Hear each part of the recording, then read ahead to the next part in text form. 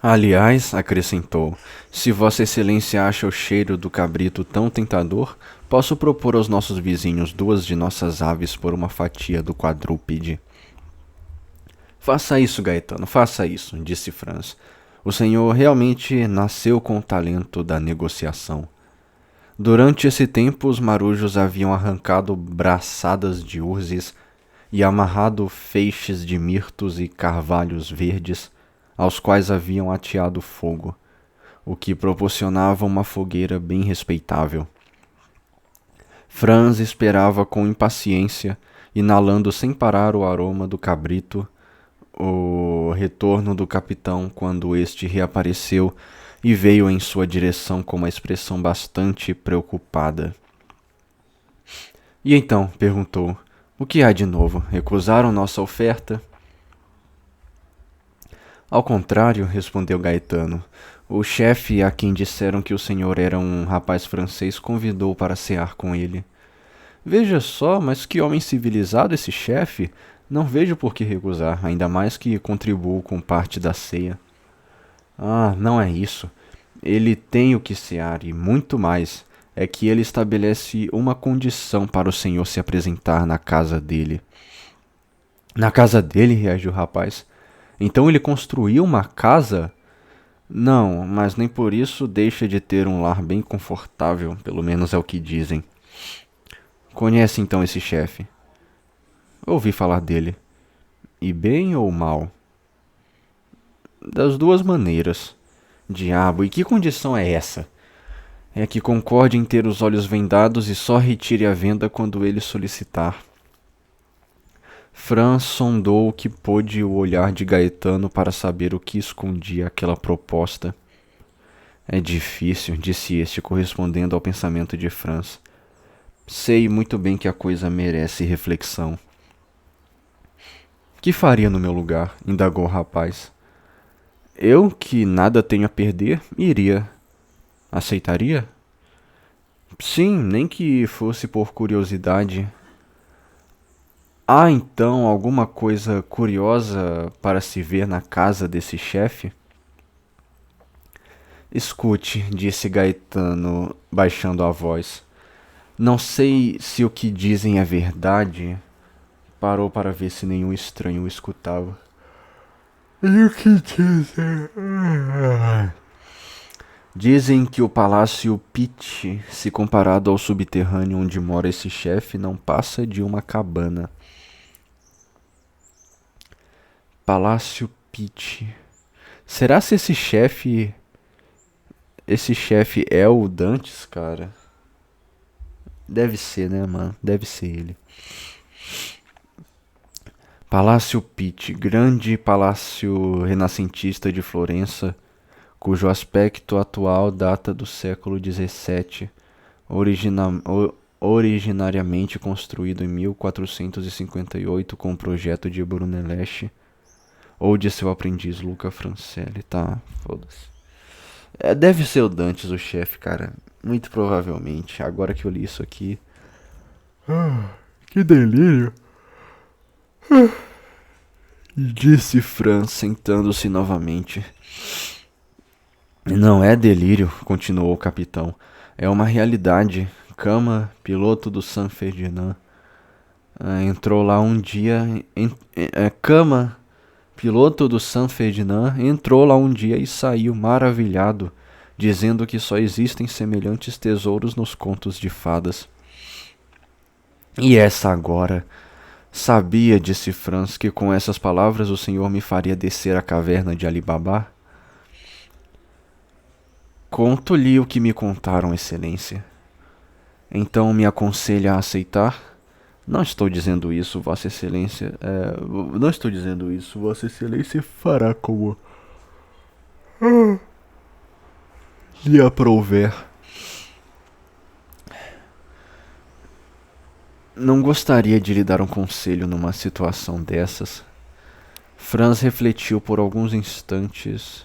Compreendeu que aquele homem tão rico não podia lhe querer mal, a ele que carregava apenas alguns 1000 francos, e como não vislumbrava em tudo aquilo como não vislumbrava em tudo aquilo nada além de um excelente jantar, aceitou. Gaetano foi levar sua resposta.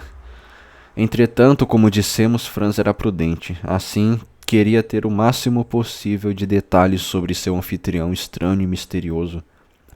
Voltou-se então para o marujo que durante esse diálogo depenara as perdizes com a gravidade de um homem orgulhoso de suas funções e perguntou-lhe de onde aqueles homens haviam desembarcado, uma vez que não via nem barcos, nem speronare, nem tartanas.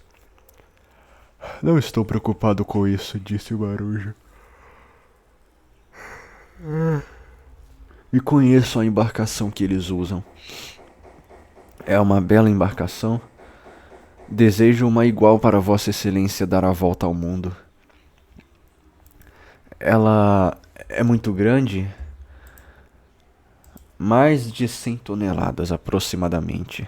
É em todo caso um barco de sonho, um iate, como dizem os ingleses, mas fabricado, veja o senhor, de maneira a resistir a todas as intempéries no mar.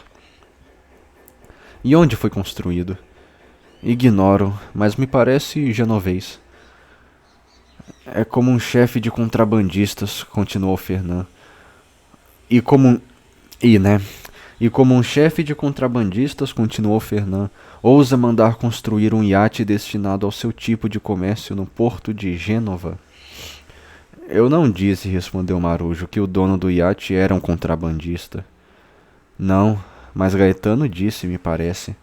Gaetano tinha visto a tripulação de longe, mas não tinha falado com ninguém. Mas se esse homem não é um chefe de contrabandistas, o que é então? Um rico senhor que viaja por prazer. O personagem fica cada vez mais misterioso, uma vez que as versões são diferentes, pensou Franz. E como ele se chama? Quando lhe perguntam isso, ele responde que se chama Simba o Marujo. Mas duvido que seja seu nome verdadeiro. Olha aí, ó. Simba o Marujo? Sim. E onde mora esse senhor? No mar. De que país ele é? Não sei. Já ouviu? Algumas vezes. Que tipo de homem é? Vossa Excelência julgará por si mesma. E aonde ele vai me receber? Certamente nesse palácio subterrâneo mencionado por Gaetano. E você nunca teve curiosidade, quando fez escala aqui e encontrou a ilha deserta, de tentar penetrar nesse palácio encantado? Claro que sim, Excelência, respondeu o marinheiro. E mais de uma vez até, mas nossas buscas sempre foram inúteis. Escavamos a caverna de todos os lados e não descobrimos a menor passagem. Além do que, dizem, a porta não se abre com uma chave, mas com uma palavra mágica. Decididamente, murmurou Franz. Aqui estou eu, no meio de um conto das 1001 noites. Sua Excelência o aguarda, disse atrás dele uma voz que reconheceu como o da sentinela. O recém-chegado estava acompanhado por 2 homens da tripulação do iate.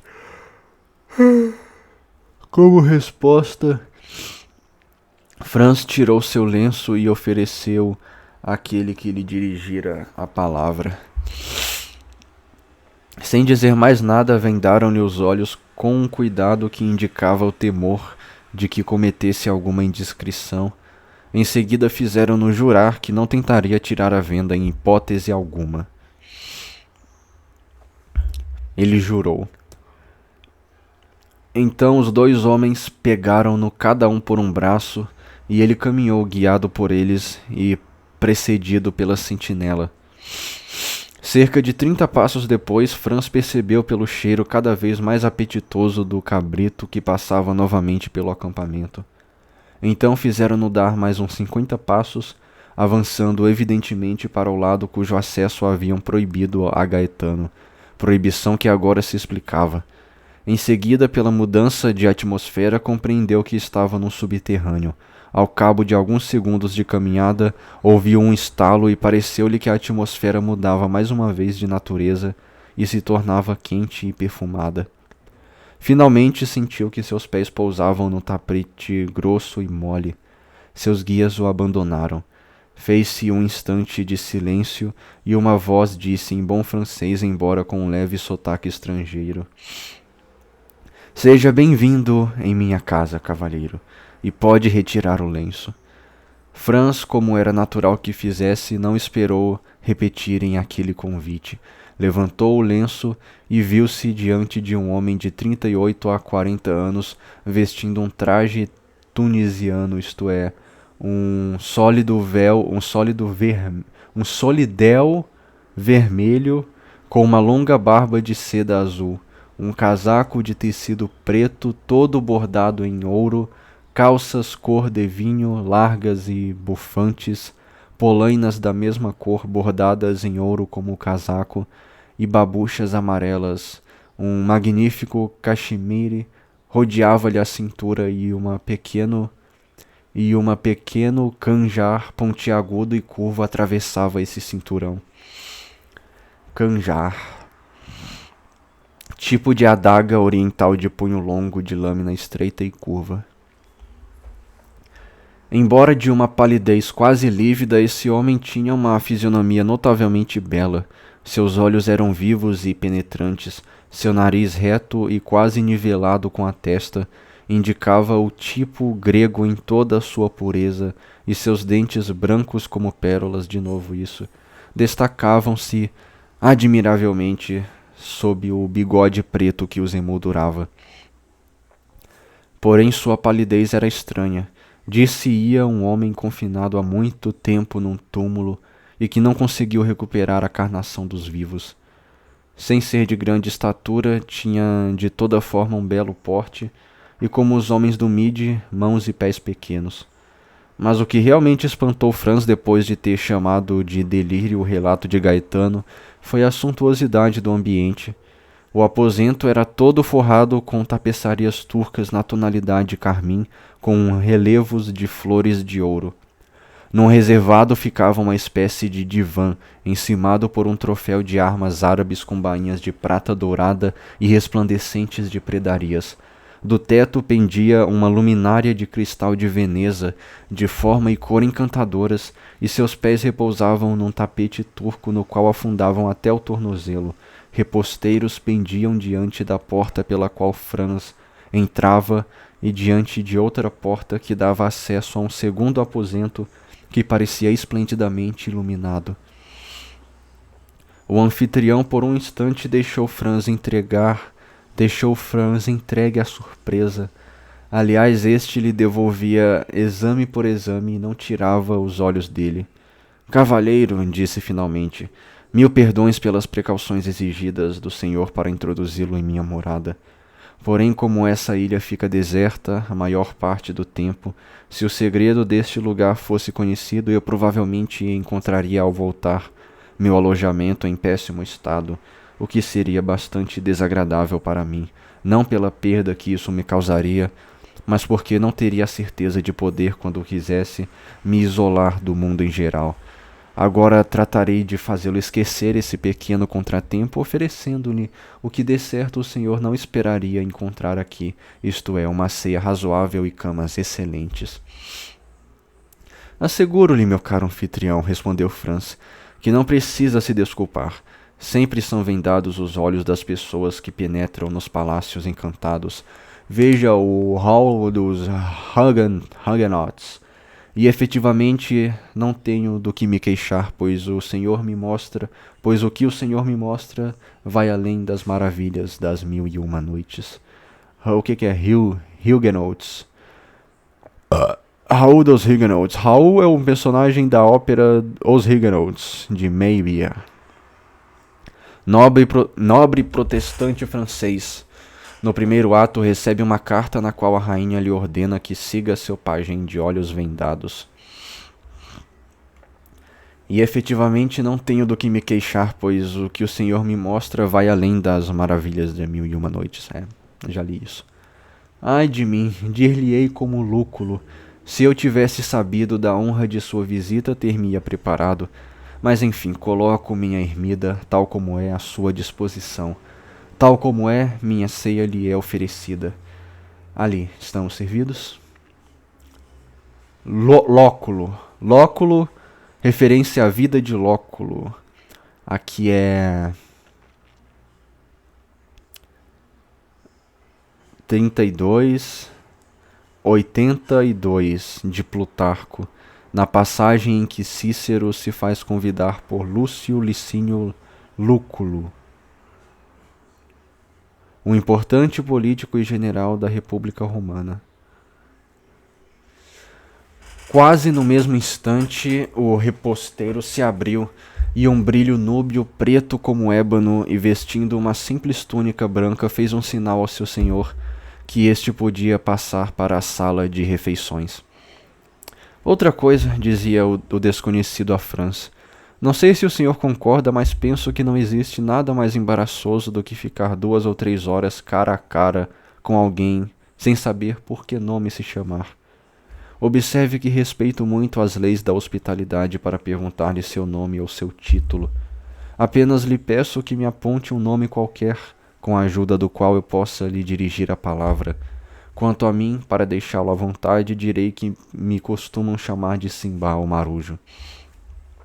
E eu, respondeu Franz, direi que como não me falta para estar na situação de Aladim, senão a famosa lâmpada maravilhosa, não vejo nenhuma dificuldade em por ora ser chamado de Aladim. Assim não sairemos do Oriente, para onde sou tentado a crer que fui transportado pelo poder de algum bom gênio. Ótimo, senhor Aladim, disse o estranho anfitrião. Viu meu criado sinalizando que estamos servidos? Pois não. Queira então se dar ao trabalho de entrar na sala de refeições. Seu humilde servo toma-lhe a frente para mostrar o caminho. E a essas palavras, levantando o reposteiro, Simba tomou efetivamente à frente de Franz. Franz passava de encantamento a encantamento. A mesa estava esplendidamente servida. Tranquilizado quanto a esse ponto importante, passeou os olhos à sua volta. A sala de jantar era não menos esplêndida que a alcova que acabava de deixar, toda em mármore, com baixos relevos antigos de grande valor. Tinha nas 2 extremidades de seu formato oblongo magníficas estátuas carregando cestas na cabeça. Tais cestas continham 2 pirâmides de frutas sublimes. Eram abacaxis da Cilícia, romãs da Málaga, laranjas das Ilhas Baleares, pêssegos da França e tâmaras da Tunísia.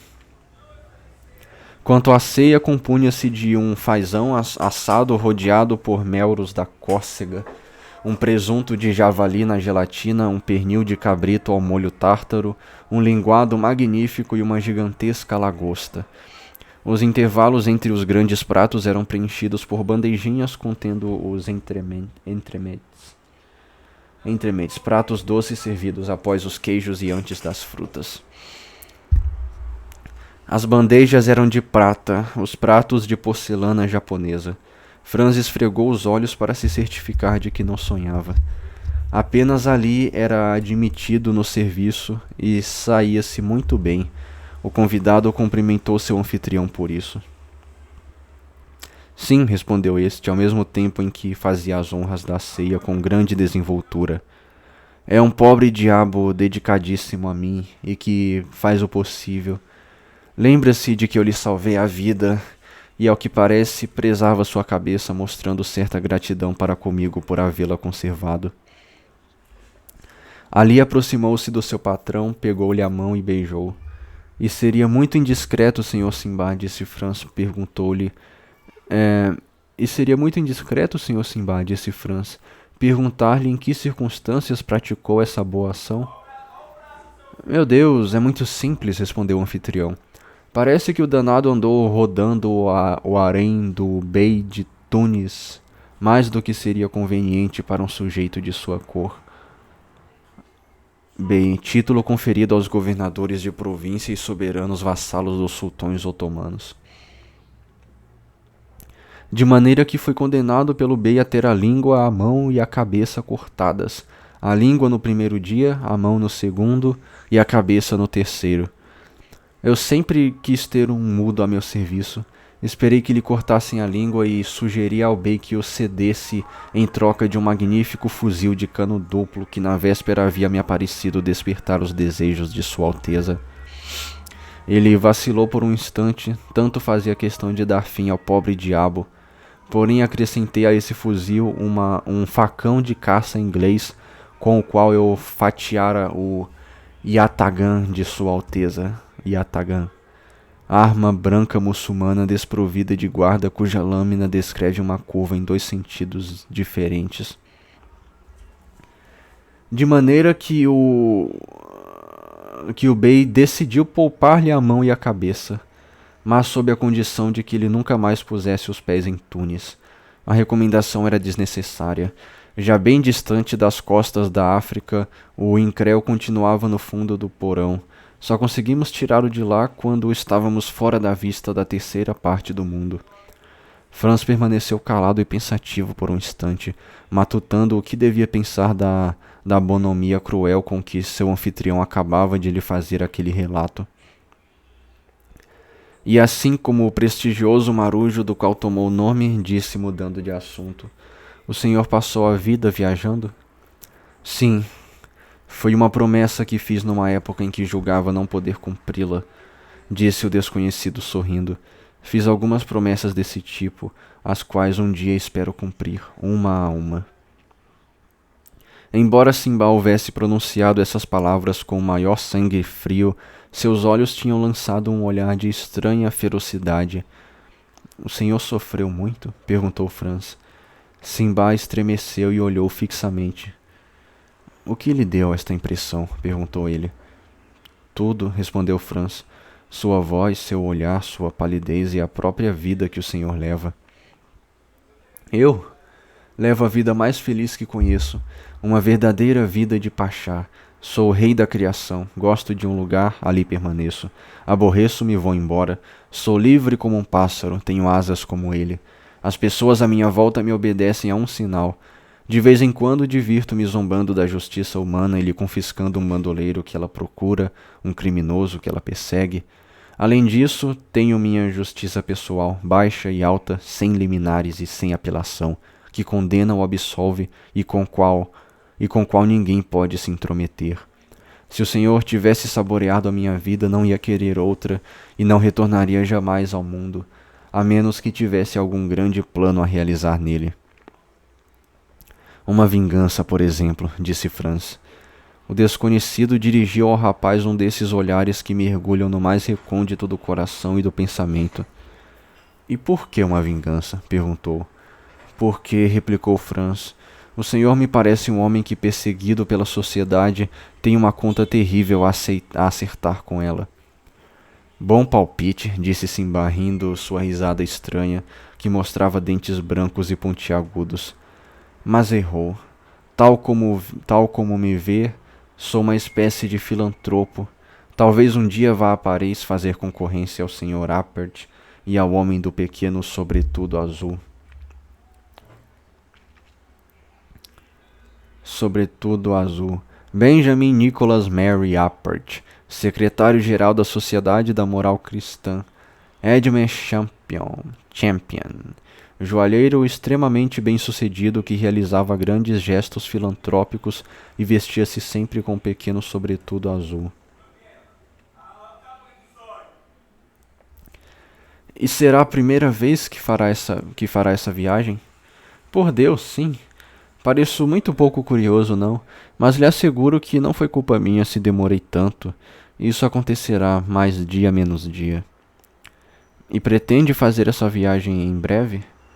Ainda não sei, depende de circunstâncias subordinadas a combinações incertas.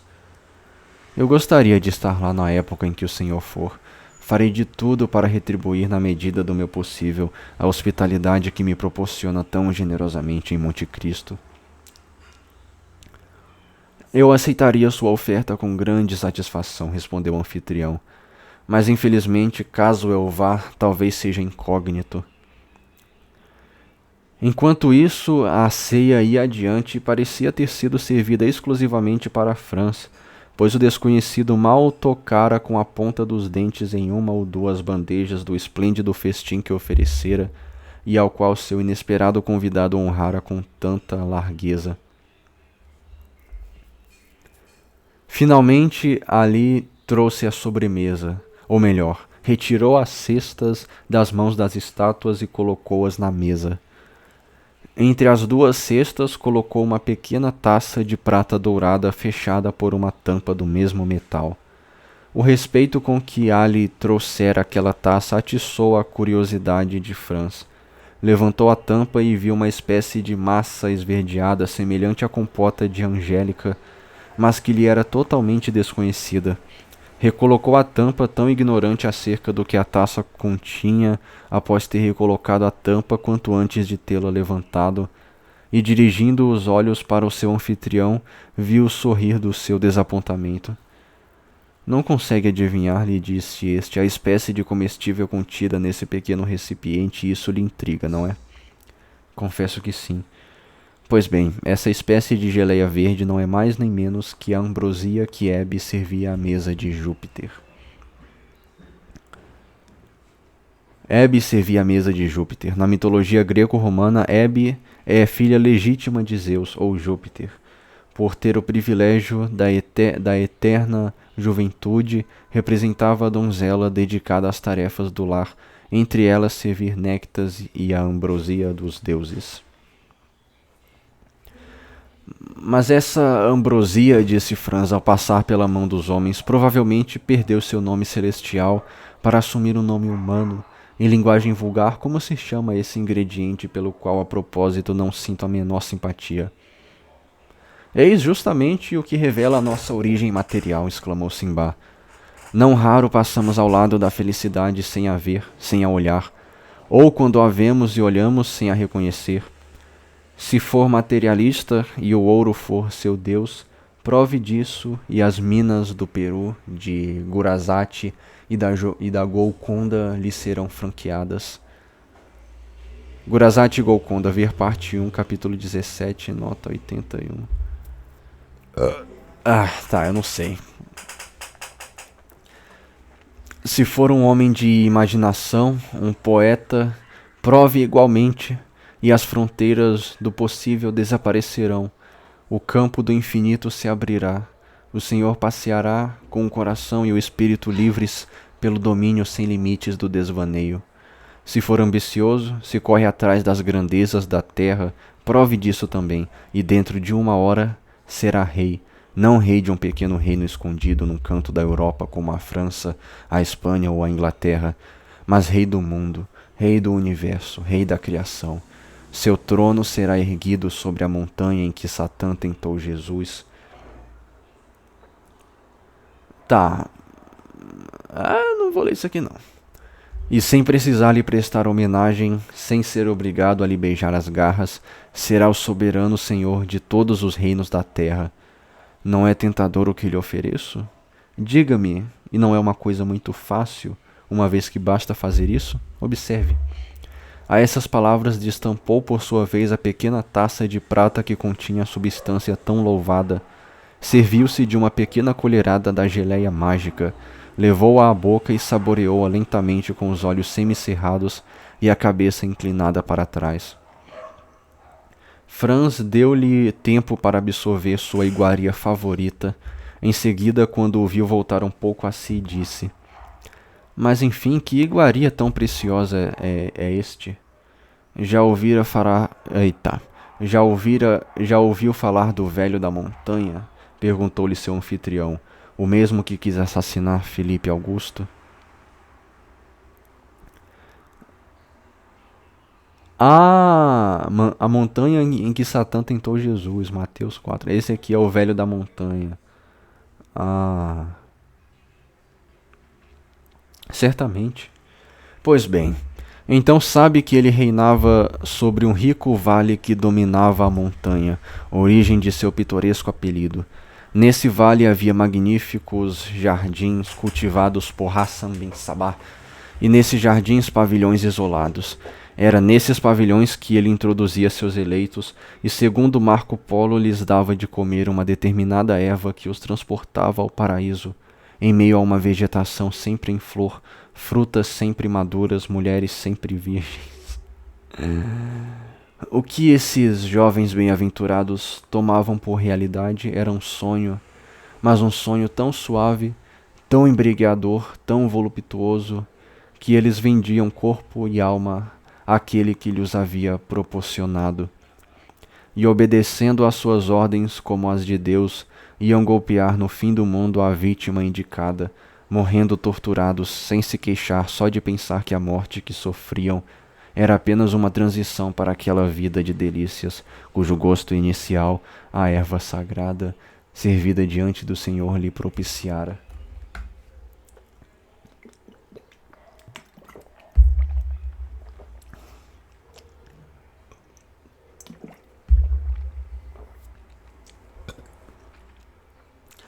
Então exclamou Franz, é haxixe. Isso explica. Nossa! Sim, conheço isso. Maconheiro? De ouvir falar, pelo menos. O senhor disse a palavra exata, senhora Aladim, é haxixe. Tudo o que há de melhor e de mais puro no haxixe de Alexandria, haxixe de Abugor, o grande fabricante, o homem único, o homem para quem deveriam construir um palácio com esta inscrição: ao mercador da felicidade, o mundo grato. Sabe, disse-lhe Franz, que estou com muita vontade de julgar por mim mesmo a verdade ou o exagero dos seus elogios. Julgue por si mesmo, caro hóspede, julgue, mas não se atenha a uma primeira prova. Como em todas as coisas, convém habituar os sentidos a uma impressão nova, doce ou violenta, triste ou alegre, a uma luta da natureza contra essa divina substância, da natureza que não é feita para a alegria e que se mantém aferrada à dor. É preciso que a natureza vencida sucumba nesse combate. É preciso que a realidade suceda ao sonho, e então o sonho reinará soberano. Então é o sonho que se transformará em vida, e a vida que se transformará em sonho. Mas quanta diferença nessa transfiguração!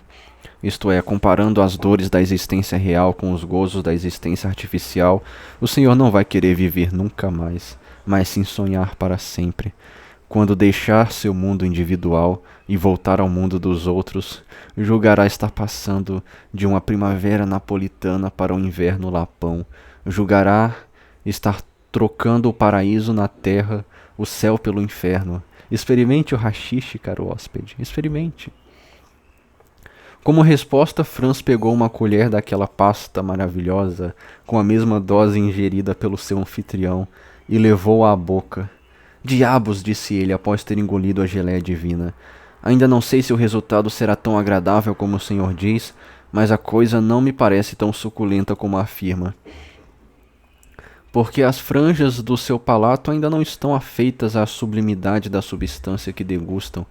Diga-me uma coisa, por acaso apreciou na primeira vez as ostras, o chá, a porter, as trufas e todas as coisas que apreciou depois? Dá para entender os romanos que temperam fazões com assa fétida e os chineses que comem ninhos de andorinhas? Assa fétida, goma resina de origem vegetal de cheiro extremamente desagradável. Por Deus, não.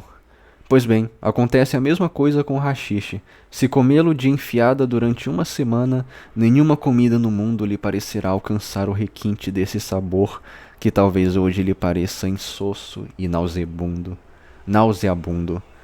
Aliás, passemos ao aposento contíguo, isto é, ao seu quarto. Ali nos servirá o café e nos entregará os cachimbos.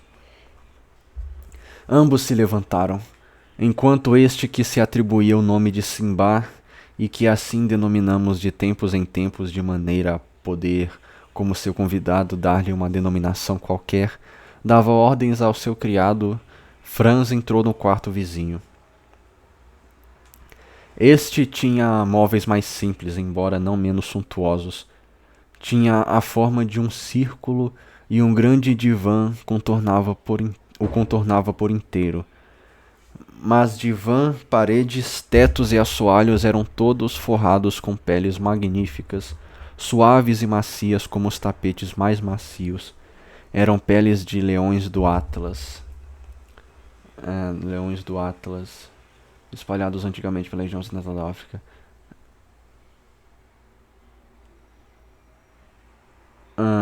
Eram de tigres de Bengala, com poderosas jubas. Eram peles de tigre de Bengala com listras quentes, peles de leopardo do Cabo, animal em extinção. Seu habitat originário é a África do Sul, alegremente pintalgadas como o que aparece em Dante, o Inferno de Dante, né?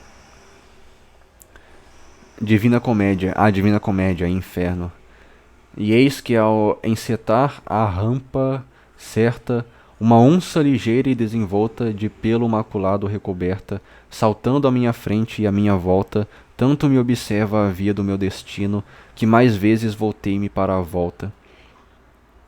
E por fim peles de ursos da Sibéria, raposas da Noruega, todas essas peles estavam jogadas profusamente, umas sobre as outras, de tal maneira que era como andar no gramado mais fofo e repousar no leito mais sedoso.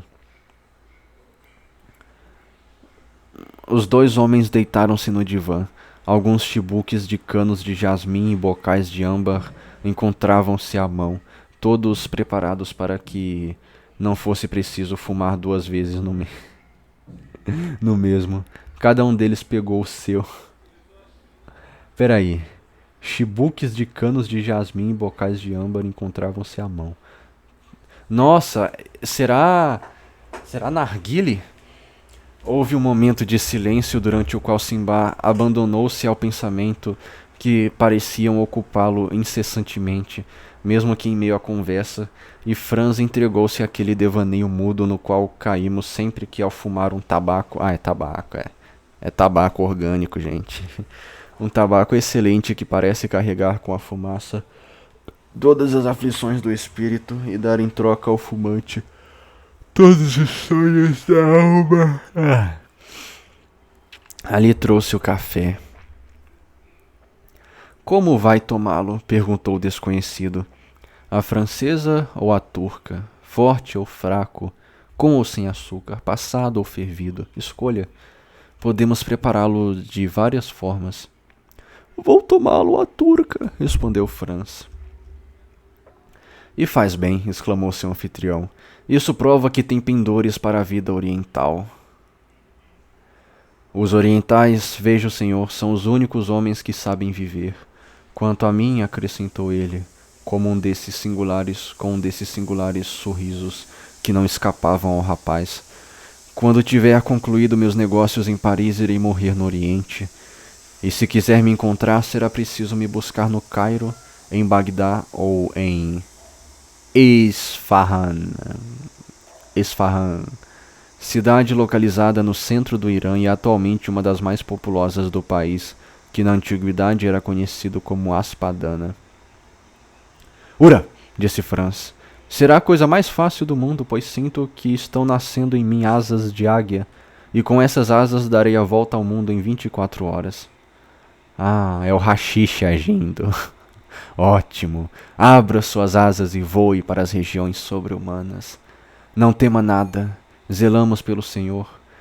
E se, como as de Ícaro, suas asas derreterem ao sol, estaremos aqui para recebê-lo. Então ele disse algumas palavras em árabe e Ali, que fez um gesto de obediência e se retirou, mas sem deixar de ficar por perto. Quanto a Franz, uma estranha transformação operava-se nele. Todo o cansaço físico do dia, toda a preocupação causada pelos fatos da noite desapareciam como nesse primeiro momento de repouso, em que ainda vivemos o bastante para sentir a chegada do sono. Seu corpo parecia adquirir uma leveza imaterial, seu espírito iluminava-se de maneira inaudita, seus sentidos pareciam duplicar suas faculdades. O horizonte continuava a se alargar, porém não mais aquele horizonte escuro sobre o qual pairava um terror vago e que ele vira antes do sono, mas um horizonte azul, transparente, vasto, com tudo que o mar tem de azul, com tudo que o sol tem de lantejoulas, com tudo que a brisa tem de perfumes. Então, em meio aos 4 cantos dos seus marujos, cantos tão límpidos e cristalinos que com eles teríamos feito uma harmonia divina se pudéssemos escrevê-los, ele via aparecer a ilha de Monte Cristo, não mais como um escolho ameaçador sobre as ondas, mas como um oásis perdido no deserto. Em seguida, à medida que o barco se aproximava, os cantos tornavam-se mais numerosos, pois uma harmonia encantatória e misteriosa subia daquela ilha para Deus, como se alguma fada como Lorelai ou algum feiticeiro como Anfião quisesse para lá atrair atrair uma alma, ou para lá construir uma cidade.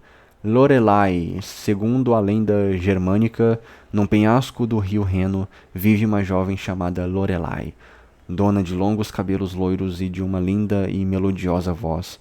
Seu canto hipnotiza os capitães das embarcações, que acabam batendo nas rochas e afundando. E Anfião. Na mitologia grega, filho de Zeus e da rainha de Tebas, Antíope, Anfião recebeu do deus Apolo uma lira, cuja magia permitiu-lhe fortificar a cidade, pois as pedras movidas por sua música colocavam-se umas sobre as outras e erguiam um muro. Enfim, o barco tocou a terra, mas sem esforço, sem solavanco, como lábios tocam lábios, e entrou na caverna sob aquela música mágica e incessante. Franz desceu, ou melhor, julgou descer alguns degraus, respirando um ar fresco e aromatizado como o que devia reinar em torno da caverna de Circe.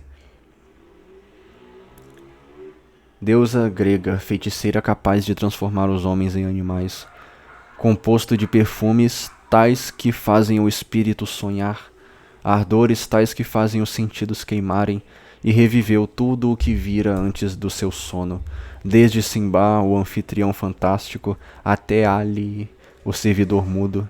Depois tudo pareceu se apagar e confundir os seus olhos como as últimas silhuetas de uma lanterna mágica que se apaga, e ele se viu na câmara das estátuas iluminado apenas por uma daquelas lamparinas antigas e pálidas que velam no meio da noite pelo sono ou a volúpia.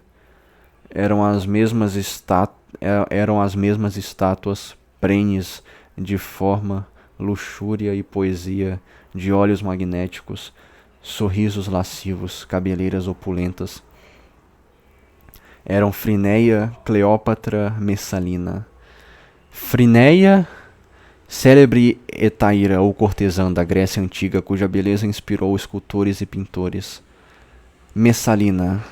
Valéria Messalina foi a terceira mulher do imperador Tibério Cláudio Nero César Druso, e desde jovem frequentou a corte imperial. Essas 3 grandes cortesãs, depois no meio daquelas sombras impúdicas, insinuou-se como um raio brilhante, como um anjo cristão no meio do Olimpo, uma daquelas figuras castas, uma daquelas sombras calmas, uma daquelas visões delicadas que parecia velar sua fronte virginal sob todas aquelas impurezas de mármore. Pareceu-lhe então que as 3 estátuas haviam reunido seus 3 amores para um único homem, e que esse homem era ele, que se aproximavam do leito onde ele sonhava um segundo sono, os pés perdidos em suas longas túnicas brancas, o pescoço nu, as cabeleiras desenrolando-se como uma onda, uma daquelas poses às quais os deuses sucumbiam, mas às quais resistiam os santos com aquele olhar inflexível e ardoroso da serpente sobre o pássaro. E ele se abandonava a esses olhares cruéis como uma asfixia, voluptuosos como um beijo. Franz julgou fechar os olhos e, por meio do último olhar que lançava em volta, escrever a estátua púdica que se revelava, entrever a estátua púdica que se velava por inteiro. Em seguida, com os olhos fechados para as coisas reais, seus sentidos abriram-se para as impressões impossíveis. Foi então uma volúpia sem trégua, um amor sem repouso, como o que prometia o profeta aos seus eleitos. Logo todas aquelas bocas de pedra adquiriram vida, todos aqueles peitos se aqueceram a tal ponto que para Franz, submetido pela primeira vez aos efeitos do haxixe, aquele amor era quase uma dor, aquela volúpia quase uma tortura, quando sentia roçar em sua boca alterada os lábios daquelas estátuas, flexíveis e frios como os anéis de uma cobra. Porém, quanto mais seus braços tentavam repelir aquele amor desconhecido, mais seus sentidos rendiam-se ao encanto daquele devaneio misterioso, de modo que após uma luta pela qual teria dado a alma, entregou-se sem hesitação e acabou por cair ofegante, queimado pelo cansaço, esgotado pela volúpia, sob os beijos daquelas amantes de mármore e sob os encantos desse sonho inaudito. Que longo, hein? 11. Despertar. Quando Franz voltou a si, os objetos exteriores pareciam uma segunda parte do seu sonho. Julgou-se num sepulcro aonde mal penetrava, como um olhar de compaixão, um raio de sol. Ele esticou a mão e sentiu a pedra. Sentou-se, estava deitado em seu albornoz, sobre um leito de arbustos secos bastante confortáveis e odoríferos. A visão desaparecera por completo e como se as estátuas não tivessem passado de sombras saídas de seus túmulos durante o sonho, haviam fugido ao despertar. Deu alguns passos em direção ao ponto de onde vinha a luz. A toda a agitação do sonho sucede a calma da realidade. Viu-se numa caverna, avançou para o lado da entrada e através da porta cimbrada avistou um céu e um mar azuis. O ar e a água resplandeciam aos raios do sol da manhã. Na praia, os marujos estavam sentados conversando e rindo. 10 metros adentrando o mar, o barco balouçava graciosamente sobre sua âncora. Franz desfrutou então por um tempo daquela brisa fria que roçava sua testa. Escutou o barulho enfraquecido da onda desdobrando-se e deixando nas rochas uma renda de espuma branca como prata. Entregou-se sem refletir, sem pensar, a esse encanto divino que há nas coisas da natureza, sobretudo quando saímos de um sonho fantástico. Depois, pouco a pouco, aquela vida ao ar livre, tão calma, tão pura, tão grande, lembrou-lhe a inverossimilhança do seu sono, e as lembranças começaram a voltar à sua memória. Lembrou-se de sua chegada na ilha, de sua apresentação a um chefe de contrabandistas, de um palácio subterrâneo cheio de esplendores, de uma ceia excelente e de uma colherada de haxixe. Porém, diante dessa realidade de dia claro, parecia-lhe que havia pelo menos um ano que todas essas coisas tinham acontecido. De tal forma, o sonho que tivera estava vivo em seu pensamento e ganhava importância em seu espírito. Assim, de tempos em tempos, sua imaginação fazia sentar no meio dos marujos, ou atravessar um rochedo, ou se balançar no barco, uma daquelas sombras que haviam estrelado sua noite com beijos.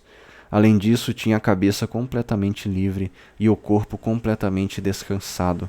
Nada pesava em sua mente, mas ao contrário sentia um bem-estar geral, uma faculdade de absorver o ar e o sol maior que nunca. Aproximou-se então alegremente de seus marujos. Estes se levantaram ao vê-lo e o capitão aproximou-se. O senhor Simbá, disse ele, nos encarregou de transmitir todos os cumprimentos a vossa excelência, pedindo-nos para lhe exprimir o quanto lamenta não poder se despedir, mas espera que lhe desculpe quando souber que um compromisso urgentíssimo o chama a Málaga. Quer dizer, meu caro Gaetano, disse Franz, que tudo isso é então verdadeiramente real? Existe um homem que me recebeu nesta ilha, aqui me proporcionou uma hospitalidade régia e que partiu durante o meu sono? Tanto existe que lá está o seu pequeno iate se afastando com todas as velas desfraldadas, e no qual, caso se disponha a pegar sua luneta, reconhecerá, segundo toda a probabilidade, seu anfitrião, em meio à tripulação. E ao dizer estas palavras, Gaetano esticou o braço na direção de uma pequena embarcação que fazia velas rumo à ponta meridional da córcega. Franz sacou da sua luneta, ajustou o foco e apontou na direção indicada.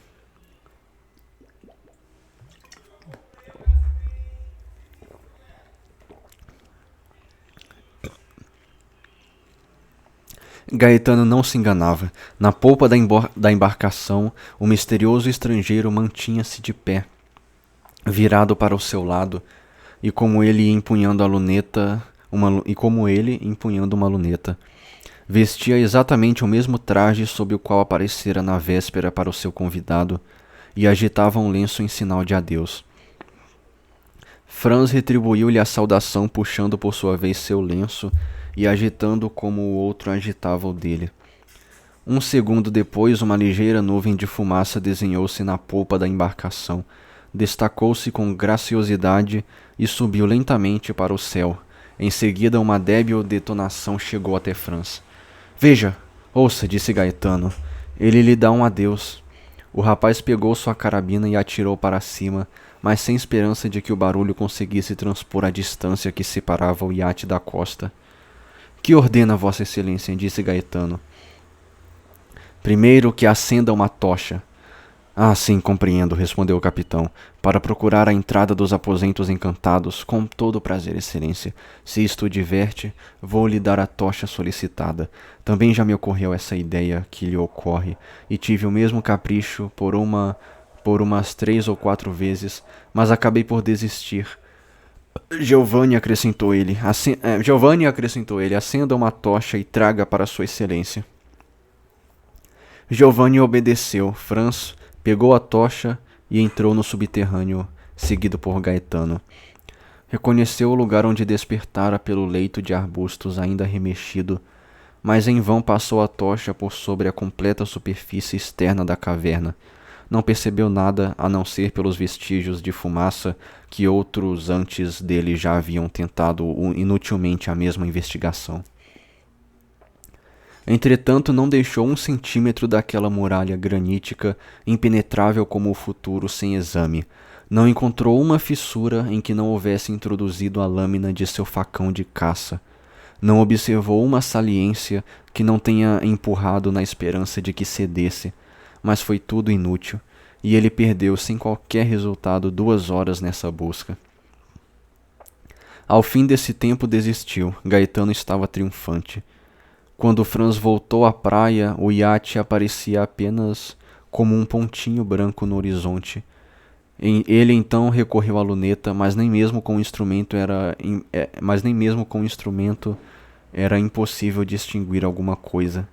Gaetano lembrou-lhe que ele viera para caçar cabras, do que se esquecera completamente.